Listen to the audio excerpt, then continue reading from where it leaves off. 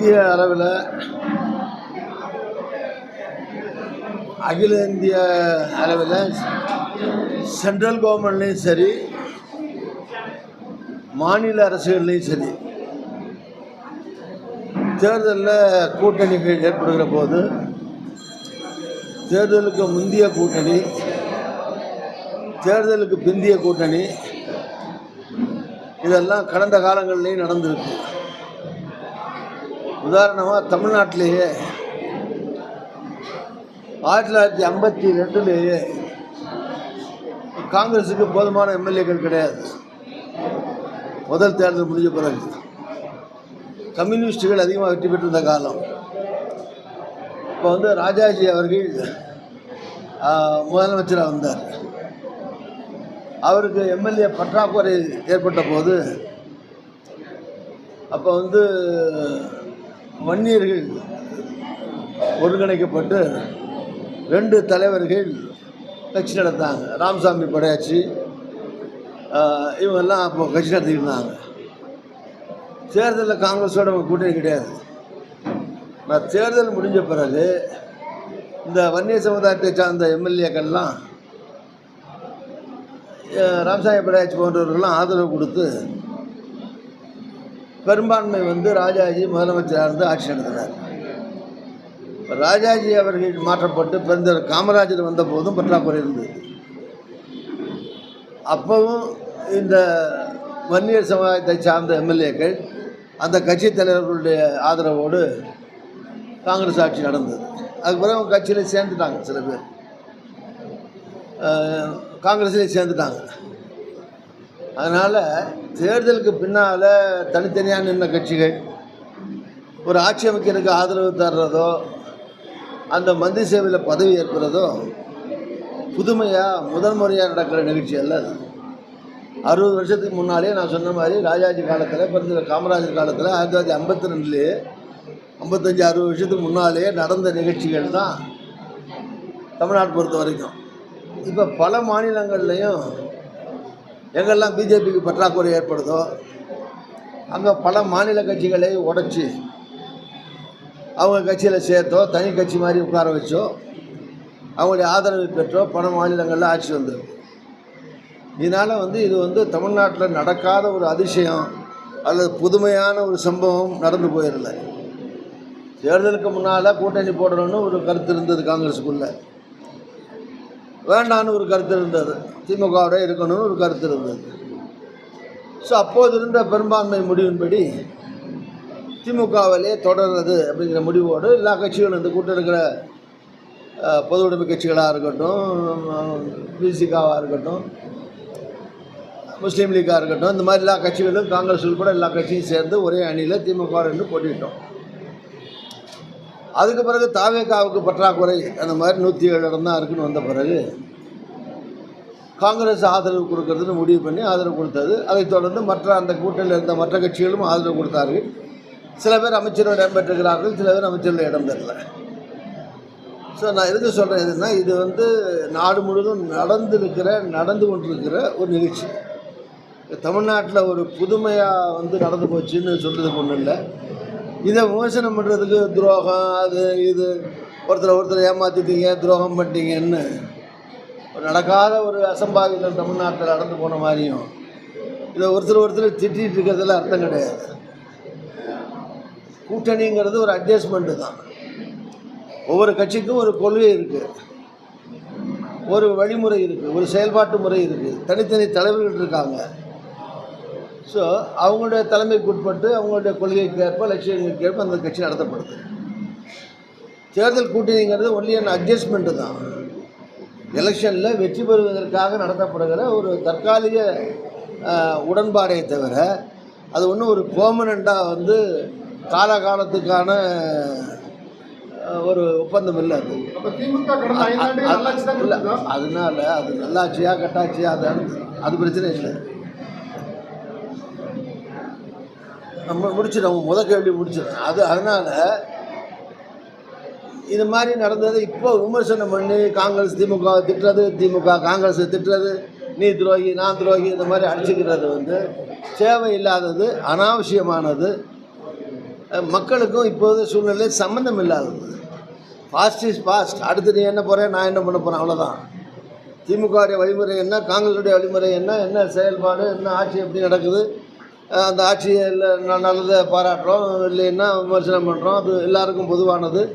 இப்படி அடுத்து என்னென்னு பார்க்கணுமே தவிர முடிஞ்சு போனதை விமர்சனம் பண்ணி ஒருத்தரை அதுவும் பிலோ த பெல்ட்டும்பாங்க. அது மாதிரி சப்ஸ்டாண்டர்டாகவோ தரக்குறைவாகவோ ஒருத்தர் அநாகரிகமாகவோ விமர்சனம் பண்ணிக்கிறதோ திட்டிக்கிறதோ தேவையில்லாதது. அதனால் மக்களுக்கும் எந்த நன்மையும் கிடையாது, திட்டிக்கிற கட்சிகளுக்கும் எந்த நன்மையும் கிடையாது. இதுதான் என்னுடைய கருத்து. ரெண்டாவது, 5 ஆண்டு கால ஆட்சி திமுக ஆட்சி இருந்தது. ஸ்டாலின் பல திட்டங்களை கொண்டு வந்து நிறைவேற்றிட்டு இருந்தார். எந்த கூட்டணி, இப்போ வைகோ சொல்கிற மாதிரி ஒரு கூட்டணியில் இருந்துக்கிட்டு அந்த கூட்டணி கட்சிகள் கூட்டணியை தினம் விமர்சனம் பண்ணிகிட்டு இருக்க முடியாது, திட்டிகிட்டு இருக்க முடியாது. பட் அதே நேரத்தில் சரி நிறைய குறைகளோ சொல்கிறது அந்த கட்சியினுடைய தன்மைகளை பொறுத்து இருக்குது. ஒருத்தர் என்ன நடந்தாலும் கண்டுக்கிறாமல் ஆதரிச்சுக்கிட்டே இருக்கலாம். ஒருத்தர் சில குறைபாடுகள் இருக்கும்போது விமர்சனம் பண்ணுற சூழ்நிலையில் தலைவரோ கட்சியோ இருக்கலாம். இது டிபெண்ட்ஸ், அந்த தலைவருடைய திறமை தகுதி அந்த கட்சியினுடைய நிலைகளை பொறுத்து இருக்குது. எல்லோரும் எல்லா கட்சியும் ஒரே ஸ்டாண்டில் இருக்க மாட்டாங்க. செகண்டு. ரெண்டாவது, நல்லாட்சியா கட்டாட்சியான்னு இல்லை, ஆட்சி மாற்றங்கிறது அந்த ஆட்சி வேணான்னு தானே என்ன ஆட்சி மக்கள் கொண்டு வராங்க. அப்புறம் நான் சர்டிஃபிகேட் ஏன்ட்ட கேட்டு நீங்கள் என்ன பண்ணுறது? 5 வருஷம் நல்ல ஆட்சி நடந்தது, நான் சர்டிஃபிகேட் கொடுத்து என்ன பண்ணுறது? அந்த ஆட்சி வானானு தானே இதில் விஜய் அவருடைய தலைமையில் தாவேக்காவை மக்கள் வெற்றி பெற வைத்திருக்கிறது. போன ஆட்சி வேண்டாம், இந்த ஆட்சி வரட்டும், அந்த முதலமைச்சர் வேண்டாம், விஜய் முதலமைச்சர் வரட்டும் தானே மக்களே ஓட்டு போட்டிருக்காங்க. அப்புறம் பழைய 5 வருஷத்துக்கு நான் சர்டிஃபிகேட் கொடுத்துருந்தேன் என்ன ஆக போகுது?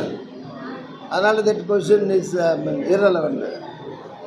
இப்போ காங்கிரஸ் கட்சியினர் வந்து தாவேக்கா பக்கம் போயிடாமல் இருக்கிறதுக்கு நீங்கள் என்ன மாதிரியான முன்முயற்சிகள் எடுக்கிறீங்க? இல்லை, காங்கிரஸ் கட்சிகள் தாவேக்கா பக்கம் போயிட்டு இருக்கு. யார் சொன்னா உங்களுக்கு? அதுக்கு தடுப்பு என்ன? காங்கிரஸ் கட்சியில் இருக்கவங்க காங்கிரஸ் தான் இருப்பாங்க, அந்தந்த கட்சியில் இருக்கவங்க அந்தந்த கட்சியில் இருக்காங்க. ஒரு சில பேர் அங்கே மாறலாம், போகலாம், வரலாம். அதுக்கு என்ன தடுப்பணையாக கட்ட முடியும்? முதல்லையே அந்தந்த கட்சியில் வந்து அந்தந்த கட்சியில் இருக்கிறவங்க கொள்கைகள் தலைமை ஏற்று தான் இருக்காங்க. அதனால் அந்த பிரச்சனை கிடையாது. காங்கிரஸில் வந்து தடுப்பணை கட்டி தான் தடுக்க வேண்டுங்கிற கட்டாயம் அவசியம் ஒன்றும் இல்லை. இப்போ அடுத்து நீட் தேர்வு முறைகேடுக்காக கண்டிச்சு ஆர்ப்பாட்டம் டெல்லியில் போயிருந்தாங்க. அவங்க மீது தடியடி நடத்திருக்காங்க. இல்லை, அது வந்து எந்த ஆர்ப்பாட்டமாக இருக்கட்டும், ஜனநாயக ரீதியாக நடக்கிற எந்த கட்சி நடத்தினாலும் சரி, அது காங்கிரஸ் நடத்தினாலும் சரி, இவன் பிஜேபி நடத்தினாலும் சரி, திமுக நடத்தினாலும் சரி, அதிமுக நடத்தினாலும் சரி, தாவேக்காவை நடத்தினாலும் சரி, பத்திரிகையாளர்கள் நடத்தினாலும் சரி, அரசியல்வாதி நடத்தினாலும் சரி, ஜனநாயக ரீதியான ஒரு கண்டன ஆர்ப்பாட்டமோ ஒரு உண்ணாவிரதமோ மறியலோ வந்துச்சுன்னா அதை மாநில அரசோ மத்திய அரசோ ஜனநாயக ரீதியாக தான் எதிர்கொள்ளணும். அதில் தடியடி பிரயோகமோ அடித்து விரட்டுறதோ பிடிச்சி கொண்டு ஜெயிலில் போடுறதோ சின்ன சின்ன விமர்சனங்களை கூட தாங்கிக்கிறாமல் பண்ணுறதோ அது வந்து முற்றிலும் பத்திரிகை சுதந்திரத்திற்கோ ஜனநாயகத்திற்கோ புறம்பானது. அதே நேரத்தில் பத்திரிகையாளராக இருந்தாலும் சரி, அரசியல்வாதிகளாக இருந்தாலும் சரி, ஊடகங்களாக இருந்தாலும் சரி, எல்லாரும் ஒரு தரத்தை கடைப்பிடிக்கணும். பேனா இருக்குங்கிறதுக்காக கண்டதெல்லாம் எழுத முடியுமா? வாய் இருக்குங்கிறதுக்காக கண்டதெல்லாம் பேச முடியுமா? தனக்கு ஒரு ஊடகம் கையில் இருக்குங்கிறதுக்காக யாரை வேணாலும் தரக்குறைவாக குடும்பத்தையோ அங்கே புள்ள குட்டியில் வரைக்கும் யார் எழுதுகிறாங்கன்னா அதை அப்படி எழுதுகிறவன் குடும்பத்தை விமர்சனம் பண்ணால் தாங்கிடுவானாவன். மற்ற குடும்பத்தையோ பொம்பளையோ பிள்ளைகளையோ வீட்டையோ யாராவது பற்றி தரக்குறைவாக எழுதுகிற ஒருத்தர் அவர் வீட்டில் பெண்டு பிள்ளைகளையோ அக்கா தங்கச்சியோவோ மனைவியோ தரக்குறைவாக விமர்சனம் பண்ணால் அப்படி எழுதுகிறார் தாங்கிடுவாரா? அந்த சுய பரிசோதனை இருக்கணும். பொதுவாக ஒரு ஸ்டாண்டர்டை குறையக்கூடாது. கடந்த காலத்தில் அரசியலுக்கும் இப்போ இருக்கிற அரசியலுக்கும் தரம் குறைஞ்சிட்டே இருக்குது. ஸோ அந்த தரம் குறையாமல் பார்த்து கொள்ள வேண்டியது எல்லா தரப்பினருடைய பொறுப்பும் கூட. அவ்வளோதான்.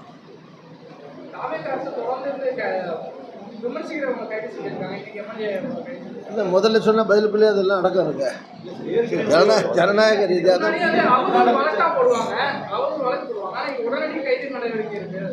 சரி. இது இப்படி 19 சொல்ல முடியாது. எப்படின்னா நான் சொல்கிறேன், ஜனநாயக ரீதியாக விமர்சனங்கள் ரீதியாக தான் எதிர்கொள்ளணும், போராட்ட ரீதியாக தான் எதிர்கொள்ளணும். எதையும் சட்ட ரீதியாக தான் எதிர்கொள்ளணுங்கிறது என்னுடைய கருத்து.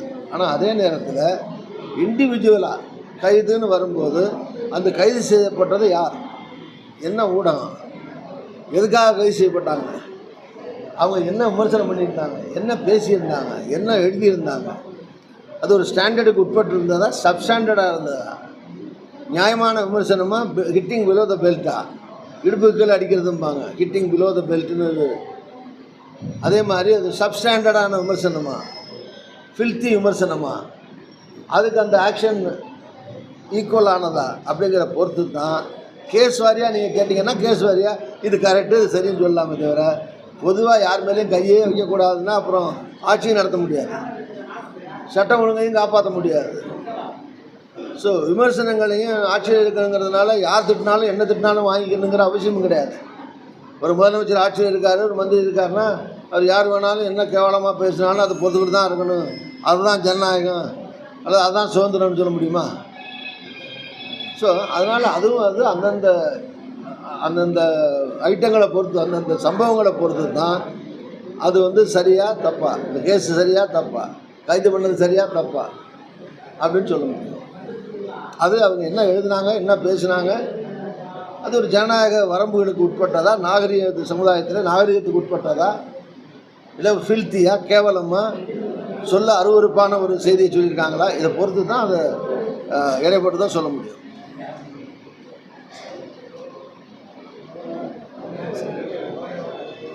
வேறு பொதுவாக பார்த்தீங்கன்னா ஆட்சியில் வந்து விஜய் அவர்கள் ஆட்சிக்கு வரவு நாங்கள் கூட்டணியில் இருந்தோமா இல்லையாங்கிறதெல்லாம் பிரச்சனை. ஆனால் அவர் கொடுத்த வாக்குறுதிகள், பல தேர்தல் வாக்குறுதிகள் கொடுத்துருக்காரு, சிலவற்றை நிறைவேற்ற ஆரம்பிச்சிருக்காரு, சிலவற்றை பாதி நிறைவேற்றியிருக்காரு. இப்போ பட்ஜெட் வரப்போகுது, பட்ஜெட்டில் பல அறிவிப்புகள் வந்து நடைமுறைக்கு வரலான்னு எல்லா மக்கள் எதிர்பார்க்குறாங்க, இல்லை நாம் எல்லாம் எதிர்பார்க்குறோம். கொடுத்த வாக்குறுதிகளில் பலவற்றை இந்த பட்ஜெட் மூலமாக நிறைவேற்ற முயற்சிப்பார்கள் அப்படிங்கிற எதிர்பார்ப்பு இருக்கிறது. இப்படி இதை தாண்டி இன்னொன்று நடைமுறையில் சட்டம் ஒழுங்கு, ஊழல், இதை குறைக்கிறதுல இந்த அரசாங்கம் நடவடிக்கை எடுத்திருக்காருன்னா கண்டிப்பாக நடவடிக்கை எடுத்திருக்காரு. உதாரணமாக 1-2 சொல்லணும்னா, இப்போ பத்திரப்பதிவு, இப்போ யாராவது போனாங்கன்னா பத்திரப்பதிவுன்னா போனால் அங்கே ஒரு ஆள் போட்டு வசூல் பண்ணது, இந்த மாதிரி இந்த நிலைமைகள்லாம் மாறி லஞ்சம் இல்லாமல் பத்திரப்பதிவுகள் நடக்கிறது. இது மாதிரி சில துறைகளில் ட்ரான்ஸ்ஃபர், போஸ்டிங்ஸ், இந்த மாதிரி சில விஷயங்களில் தலையீடுகள், பொதுவாக சிபாரிசு போய் சொன்னால் வேண்டியவங்களே வேண்டிய இடத்துக்கு மாற்றுறது, வேண்டாத இடத்துக்கு மாற்றுறது, இந்த மாதிரி இல்லாமல் ஒரு கமிட்டி மூலமாக ட்ரான்ஸ்ஃபர் போஸ்டிங் பண்ணுறது, பணம் வாங்காமல் ஊழல் இல்லாமல் பண்ணுறது, இந்த மாதிரி சில துறைகளில் கொஞ்சம் கொஞ்சமாக அமுல்படுத்தப்பட்டு வருகிறது. மக்கள் மகிழ்ச்சியாக இருக்காங்க, ஊழல் இல்லாமல் நடக்குது. இப்போ ஹவுசிங் வீடு கட்டுறீங்க, இப்போ திருச்சியாக இருக்கட்டும் சென்னையாக இருக்கட்டும், அங்கெல்லாம் அப்ளை பண்ணால், ஆன்லைனில் அப்ளை பண்ணால் அவங்களுக்கான பெர்மிஷன்ஸ்லாம் வந்துடுது. அதுக்கு 1 லட்சம் 2 லட்சம் 5 லட்சம் இந்த மாதிரி காசு வாங்கிட்டு இருந்ததெல்லாம் கிடையாது. இந்த மாதிரி எல்லாத்துலேயும் சொல்ல மாட்டேன், ஒரு சில இலாக்காக்களில் முறையாக அமுல்படுத்தப்பட்டு லஞ்ச லாவண்யம் ஊழல் அழிக்கப்பட்டிருக்கு, குறைக்கப்பட்டது கூட சொல்ல மாட்டேங்க, அழிக்கப்பட்டிருக்கிறது சில விஷயங்களில். இதெல்லாம் பாராட்டக்கூடிய விஷயம். இது மாதிரி மற்ற விஷயங்கள்லையும் அரசாங்கம் கொஞ்சம் கொஞ்சமாக நடைமுறைப்படுத்தி என்ன தேர்தல் காலத்து வாக்குறுதிகள் என்னவோ அவற்றை எல்லாம் இந்த அரசு நிறைவேற்றும் என்று எதிர்பார்ப்போம், நம்புவோம். பட்ஜெட் வரப்போகுது, பட்ஜெட்டில் வாக்குறுதிகள் பல நிறைவேற்றப்படும் என்று எதிர்பார்ப்போம். அந்த ஆட்சி காலங்களில் ஊழலை ஒழிக்க முடியாததுக்கு என்ன காரணம்?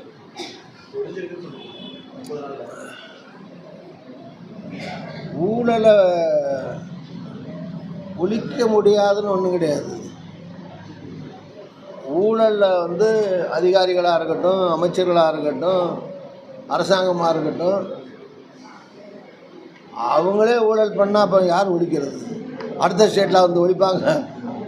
அதனால் அங்கே இருக்கிற மந்திரிகள், அங்கே இருக்கிற அதிகாரிகள், அங்கே இருக்கிற அரசாங்கம் ஊழலை ஒழிக்க நினச்சா ஒழிச்சிடலாம், அவ்வளோதான்.